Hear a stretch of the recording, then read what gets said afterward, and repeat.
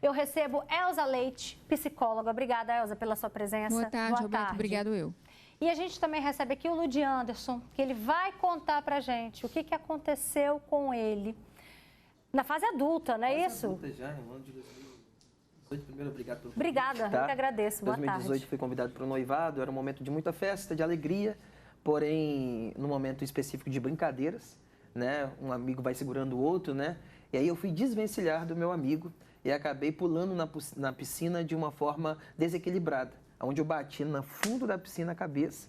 E aí eu sei falar, não sei sobre muito medicina, mas explicando o que o médico me explicou posteriormente, é que quase que pegou na medula, né? Então a C5 rompeu e aí ele disse para mim que você deu muita sorte por causa de milímetros, não pegou na medula, mas eu vou ter que botar a coluna no lugar para colocar o grampo, etc e tal, então é inevitável que pegue. Então seus movimentos ficarão comprometidos ao ponto de você poder ficar tetraplégico, né? Então aquilo foi um susto para a família, a gente, de uma brincadeira que quase se tornou irreversível, né? Eu digo que eu sou um milagre, Roberto. Todo dia que eu levanto andando, eu agradeço a Deus, porque realmente foi um milagre que Deus fez na minha vida, mas de uma brincadeira, de um momento festivo, que por desatenção, né, a gente acabou caindo nessa questão, infelizmente. Qual foi a sua reação quando você recebeu essa notícia do que poderia, né, ter acontecido com você? Foi por questões assim, na verdade foi por um milagre que não aconteceu. A minha sensação é que a gente realmente não é nada, né? Mas a minha reação quando veio aquela resposta, mais me impactou o olhar dos meus pais. Porque acho que no momento de hospital, a pior coisa que tem é quando você sai daquela porta, né? Você entra sozinho pro procedimento e seus pais ficam igual filme, né? Mas quando o médico falou, eu tomei um susto e só pedi misericórdia ao Senhor, porque ali eu vi que eu não tinha mais o que fazer, né? E aí você vai recapitulando, vendo, cara, de uma brincadeira, né? De um momento festivo, por desatenção, acabou acontecendo e olha o quadro que eu me encontro hoje, né? Foi isso que eu senti. Elza, isso é o reflexo de situações que desde a infância a gente acaba normalizando como brincadeira, como algo aceitável, mas que a gente precisa diferenciar, sabe? Porque a gente vê que por um pouco, na verdade por um milagre, esse daqui poderia estar tetraplégico e não ficou, graças a Deus. Essa outra criança aí de 9 anos, poderia ter acontecido algo ainda pior, né? Atingir as partes íntimas dela. A gente acaba normalizando isso. Às vezes a gente não tem perícia, não tem prudência, não tem responsabilidade e não existe brincadeira de mau gosto. Brincadeira sempre vai ser de bom gosto. Ela vai trazer alegria, descontração, acolhimento, sorriso, leveza. Se trouxer qualquer coisa diferente disso, lágrimas, dor, prejuízos, não foi uma brincadeira, né? Foi qualquer outra coisa, menos brincadeira. Então, a gente precisa instruir sobre a diferença daquilo que realmente é de boa motivação do que aquilo que pode trazer realmente prejuízo para a vida do sujeito de todos os níveis, né? Então, trazer esse direcionamento desde pequenininho é importante. Olha, filho, se for para machucar o colega, se for para constranger o colega, se for para fazer o colega chorar, se for para fazer ele passar vergonha, se for para qualquer coisa que traga dano, não é uma brincadeira, então a gente não pode fazer. Eu acho que é muito importante também a gente ensinar os filhos da gente a se posicionarem com pessoas que são sem noção, inoportunas, né, que não tiveram a instrução, porque a gente vai se deparar, sim, com pessoas que não receberam essa instrução. E aí ensinar essas crianças a se posicionarem. Percebeu que aquele colega, ele não é uma pessoa bacana, olha, eu não quero esse tipo de comportamento comigo, nem chame de brincadeira, eu não aceito, não faça isso comigo. Então, ensinar a criança a ser firme e posicionada diante dessas coisas também é muito importante, porque ela precisa aprender a se defender. E não dá para a escola também ficar pormenorizando coisas que são desse nível que a gente acabou de escutar, né? Aquele coleguinha que fez por quê? Quem incentivou? Quem foi o líder disso tudo? Tem que chamar os pais e orientar, porque senão vai se repetir e um desastre realmente pode acontecer. Então, o adulto que está monitorando também é responsável por direcionar essa criança. A educação começa em casa e a escola faz uma complementação dessas orientações. No caso aqui do Ludi Anderson, pelo que ele relatou, não teve maldade. Não teve. Foi consequência de uma brincadeira, né, que a gente passa a refletir sobre os conceitos da brincadeira. Agora, quando que a gente percebe se teve maldade na atitude, até mesmo dos nossos filhos, porque pai e mãe, a gente precisa enxergar a realidade. Será que seu filho está tendo maldade em alguma atitude com um colega? Inclusive, manda para a gente o seu comentário. Seu filho já foi vítima também de alguma situação como essa? Tá aqui o nosso QR Code, você aponta a câmera do seu celular e você fala diretamente aqui com a gente. Eu vou ler seu comentário, já estão chegando comentários aqui. E aí, Elza? A gente avalia se houve premeditação, se aquela criança, se aquela pessoa articulou algum movimento antecedente para poder fazer. Eu coloquei o lápis na cadeira e falei para a colega, senta. Opa, peraí, teve premeditação. Uma coisa, eu esqueci o lápis na cadeira, o lápis caiu na cadeira e eu não percebi. Aí o colega sentou e se machucou, mas eu coloquei o lápis e pedi para ele sentar. Gente, teve premeditação. Então, a gente não pode ser cego diante das coisas erradas que as crianças fazem, porque crianças também cometem erros, às vezes precipitados, né, idealizados, e também por uma questão acidental, por não ter orientação. Outra coisa que a gente precisa entender e começar a observar, o quanto aquela pessoa que prejudicou o outro tem prazer naquilo. Sorrir, dá gargalhada, debocha, aí junta um grupo de colegas e debocha, sabe, ridiculariza o outro. Isso também precisa ser avaliado, porque às vezes a gente está lidando com uma questão muito mais profunda. O quê? A gente pode estar lidando com alguém que tem uma patologia, né? Um psicopata, uma psicopatia, um sociopata. Então, a gente precisa avaliar, porque não dá para olhar o outro sofrendo e sentir prazer com aquilo. Se a dor do seu próximo ela não provoca em você nenhum tipo de constrangimento, o problema está em você. Você tem um problema e a gente precisa olhar para isso, porque senão daqui a pouco isso cresce e a gente vai lidar com um possível criminoso, tá? Ó, tem comentários que já chegaram pra gente. Meu filho caiu na escola e a escola me ligou dizendo que ele só tinha se machucado. Cheguei lá, ele estava com um galo na parte de trás da cabeça, teve até que fazer tomografia. E ainda tem esse outro detalhe, né? Que os pais, porque é aquilo que a gente falou no início, são muitas camadas que a gente tem aqui para debater, e os pais precisam ser os primeiros a serem avisados sobre o que acontece com uma criança. Tem gente falando, boa tarde, é sempre importante orientar os nossos filhos sobre respeitar os colegas na escola, de não fazer brincadeiras de mau gosto, que um vai machucar e agredir o outro. Cabe à escola também monitorar as crianças e orientar também dentro da escola. Tem uma mãe aqui revoltada, falando um absurdo, falta de responsabilidade também por parte dos professores. Meu filho tem 13 anos, ele é cardíaco, por 2 vezes ele passou mal na escola, com o coração parando, e já pedi para os professores, e pediu para os professores me ligar, e eles não ligaram. Acho que eles deveriam ficar mais atentos nesses casos. Tem outro relato, boa tarde. 2 colegas da minha filha balançaram ela pelos braços, empurraram, ela caiu, ficou com um galo na cabeça. Eu tive até que trocar a menina de escola. Quem também viveu uma situação parecida com o filho foi a Rosana Neres. Ela está aqui com a gente no nosso Espaço Gourmet, que inclusive daqui a pouquinho tem Batalha das Receitas. Não revela pra gente, Rô, qual prato ganhou, hein? Fechadinho no rosto da Rô, hein? Fechadinho. Mas ela vai contar o que aconteceu com o filho dela. Boa tarde, amiga. Boa tarde. Pois é, a história, assim, ela foi... Até hoje, o meu filho tem a cicatriz na testa, ele levou 7 pontos, né? Então, ele estava brincando, porque por ele ser gordinho, sofria bullying na escola. E esse bullying, as crianças, antigamente, há muitos anos atrás, não se falava em bullying, né? Era só brincadeira mesmo. Mas, certo momento, ele se cansou de ser chamado de gordinho, batiam na barriga dele porque ele era barrigudinho e apelidavam ele com esses nomes.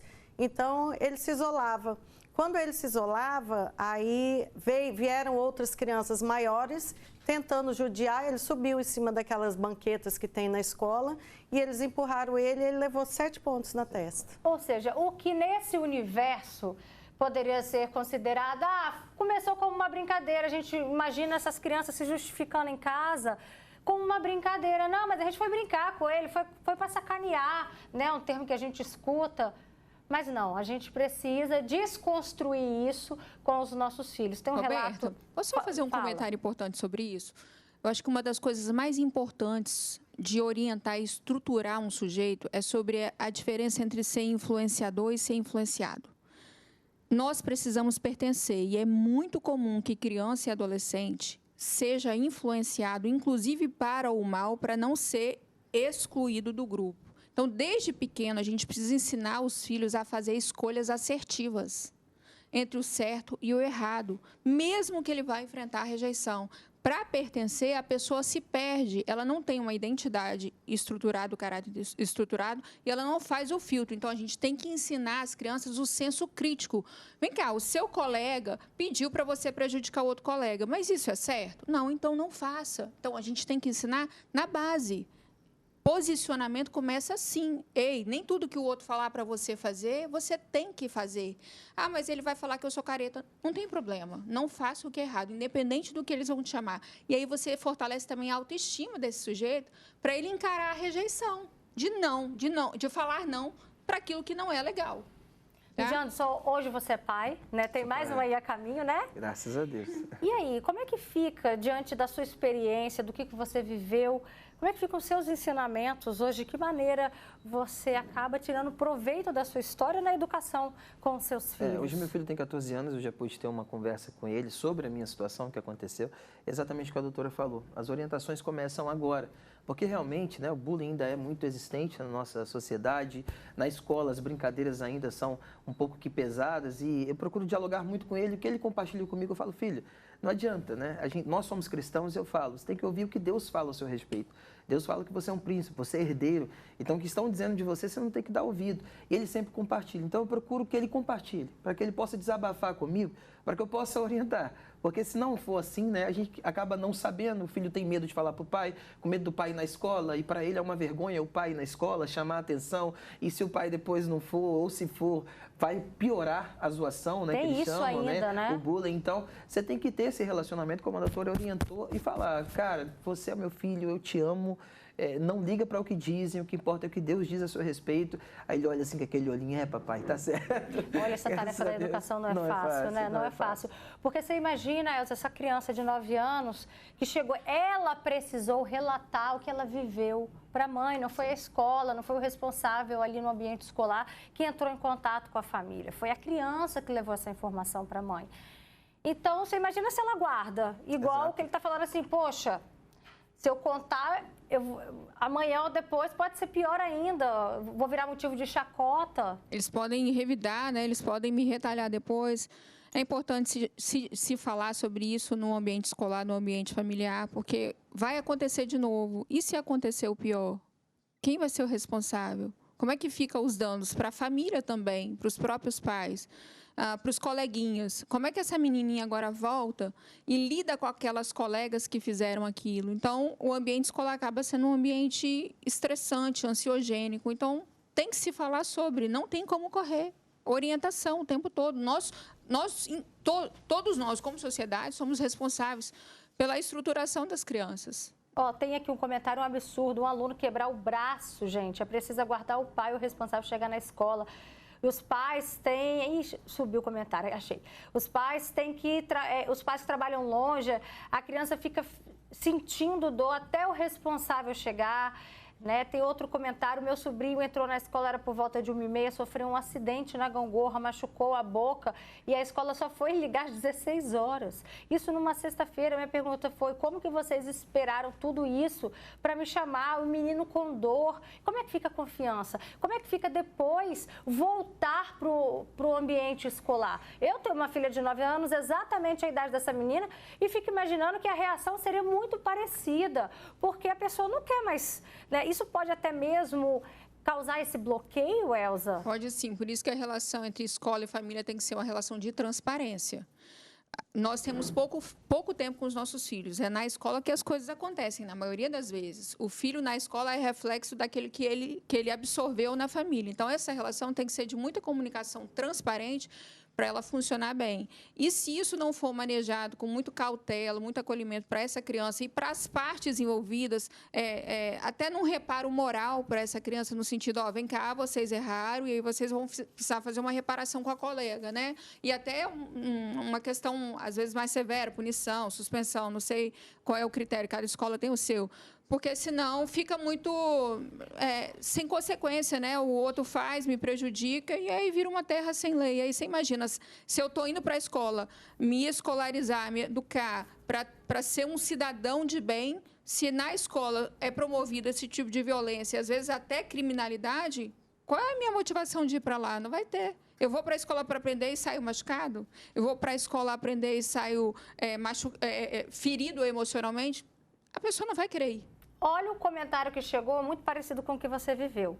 A pessoa diz, boa tarde, eu estava numa festa em Meiaípe, me empurraram na piscina e não foi nem adolescente nem criança, foi gente de idade. Eu caí de mau jeito, com a câmera na mão, eu não sei nadar, eu fiquei um mês sem falar com as pessoas. Eu estou falando que parece um pouco o seu caso, porque a gente está falando que já é na fase adulta, piscina.